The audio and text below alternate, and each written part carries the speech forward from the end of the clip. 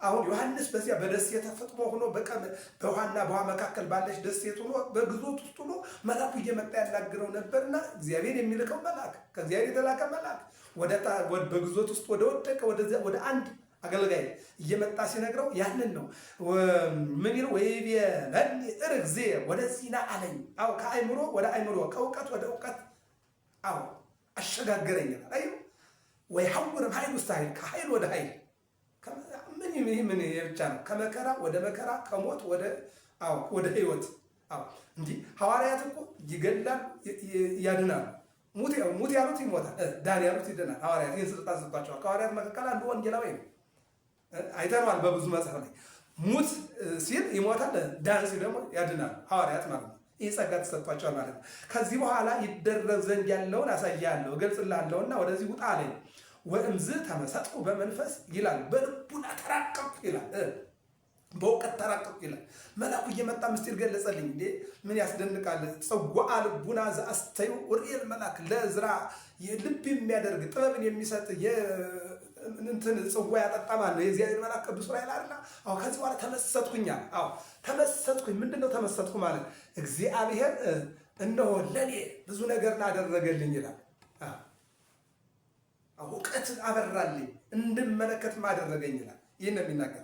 ይቀጥልና ወናወርኢኩ መንበረ ውስተ ሰማይ ይነብር፣ ያን ጊዜ በሰማይ መንበረ ብርሃን ተዘርግቶ አየሁ አለ።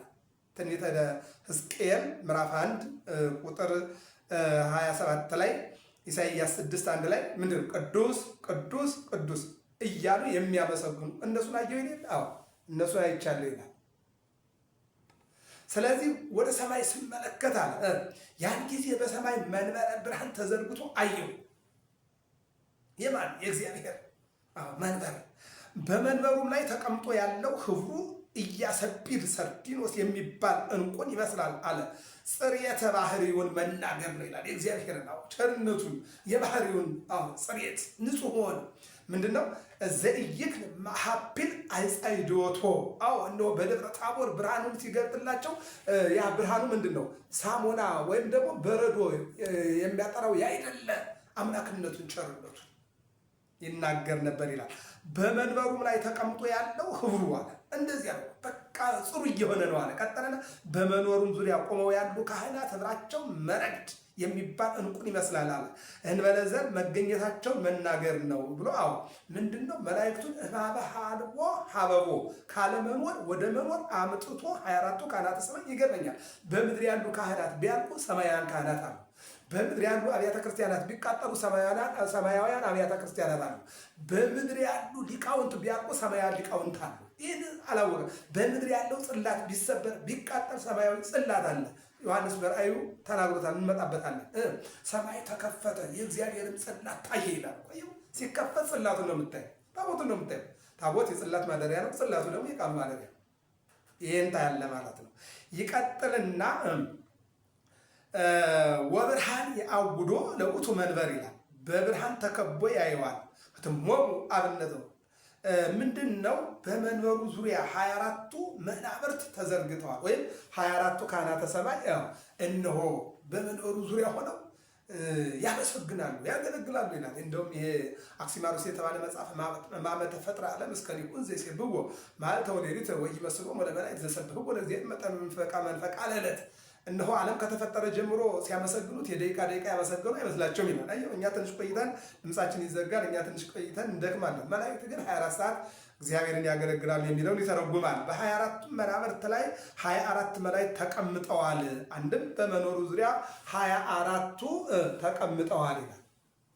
በመኖሩ ዙሪያ መላእክት ቆመዋል። ሰራዊትም ቢል አንድ ነው። ሀተታ በ24ቱ ጊዜያት ጸልየው ራሳቸውን ጠብቀው ዋጋቸውን ተቀብለው የሚኖሩ ስለሆነ 24 አላቸው። በ24ቱም መላእክት ላይ 24 ሊቃናት ተሾመዋል። በ24ቱ ጊዜያት ጸልየው ሌላውንም ራሳቸውንም ጠብቀው ዋጋቸውን ተቀብለው የሚኖሩ ስለሆነ 24 አላቸው ይላል። 12 ቀን 12 ሌሊት ነው አይደል? 24ቱን እኛ እኮ 12 ቀን 12ቷን ብቻ የምናገለግላችሁም እንደው ትንሿን ነው እንጂ ብዙን አናገለግልበትም። እነሱ ግን 24 ሰዓት ያገለግላሉ አለ። አገልግለው በረከት ያስገኛሉ፣ በረከት ያገኛሉ ይላል። ቀጥልና ወይለብሱ ጸዓደወ አልባሰ ብሩህ ብሩህ ልብስ ለብሰዋል። ጸጋቸውን መናገር ነው። ብሩህ ብሩህ ልብስ እጹብ ድንቅ የሆነ ልብስ ለብሰዋል። በራሳቸው ላይ አክሊል ደፍተዋል። ክብራቸውን መናገር ነው። አክሊል ንጹሕ ዲበርሶ ንጹሕ የሆነ አክሊል በራሳቸው ላይ አገልግሎታቸው፣ ክብራቸው፣ ቅድስናቸው፣ ሽልማታቸውን መናገር። አክሊል ንጹሕ ዲበርሶም ይላል። ከመንበሩ መብረቅ ጻ ነጎድጓድ ይወጣል። ጻ ብልጭታውን ነው። መብረቅ አሰይፎ የሚወርደው ነጎድጓድ ሲጥል የሚሰማው መቅሰፍት ጣጣን ይታዘዛል ይላል። ሌላው ወናሁ ርኢኩ በጌትነት ያለ ትስብእትን በልዕልና አየሁት ይላል። ምንድነው? ሶበ ሰማይኩ ይላል። በሰማሁ ጊዜ ደነገጥኩኝ ነው የሚለው። የሚገርመው ነገር ምንድነው የሚለው? መንበርሰ ሶበ ሰማይከ ለቦ ለመንበር ድሎተ መለኮት ዘውቱ እግዚእነ ወስልጣን እንዲል ትስብእትን የተዋሃደ እሱ ሰርዲሎስ ኢያሰጲድ በተባለ ሽቶ። እነዚህ እኮ ሽቶች ናቸው። ይገርመኛል። እንቁ ይመስላል። እንበለ ዘር መገኘቱን ነው። ማርያም እስተታቱ ውስተ ከርሱ ለአዳም ከመባህሪ ጻዳ። እነሆ በአዳም እነሆ ማርያም እስተታቱ ባህሪ እንደ እንቁ ስትበራ 5500 ዘመን ነበረች። ማለት አንቱ ተስፋው ለአዳም አመ ይሰደድም ገነት። አዳም ከገነት በተሰደደ ጊዜ የአዳም ተስፋው አንቺ ነሽ ብሎ የሚያመጣ ስለሆነ ይህን ይናገራል። በትስብእት ያመኑ ምድራውያን ካህናት ህብራቸው መረግድ የሚል ቅጽል ይሰጣቸዋል ይላል። ህብራቸው ምንድን ይሄ? ሰዓታቱ ላይ አባ ጊዮርጊስ ዘጋስጫ ጥሩ አድርጎ ያመጣዋል። መረግድ የሚባል እንቁ ንጽህናቸውን፣ ቅድስናቸውን፣ አገልግሎታቸውን እንዘ እያርፉ ይሴቡ ሳያርፉ ያመሰግናሉ፣ ሳያንቀላፉ ያመሰግናሉ፣ ሳይበሉ ያመሰግናሉ።